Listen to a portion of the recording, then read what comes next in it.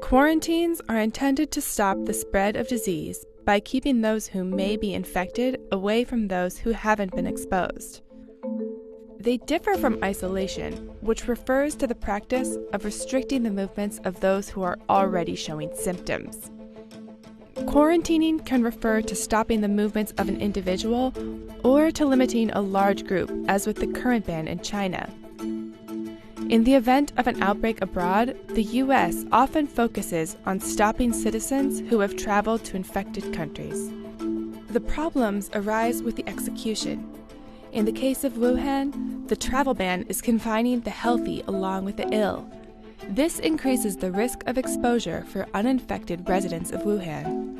Furthermore, the mayor of Wuhan estimated that 5 million citizens left the city before the ban was put in place, significantly limiting the effectiveness of the ban. Large geographic bans are also difficult to enforce. A 2014 attempt to combat Ebola virus by quarantining the West Point slum in the capital of Liberia resulted in violent outbreaks. In this example, some residents attempted escape or bribed their way out.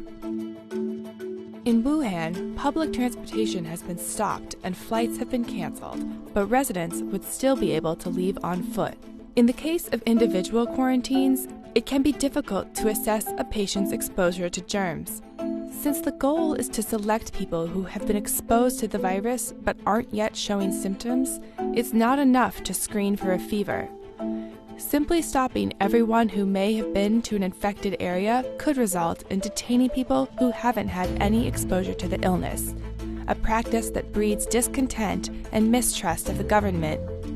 This mistrust can ultimately lead to infected citizens becoming less likely to report their illnesses through the proper channels, as experts told the Washington Post. History proves that quarantines aren't going to stop an outbreak from occurring. They might delay its spread, but they're difficult to enforce, and often, by the time they're in place, the infection has already spread too far.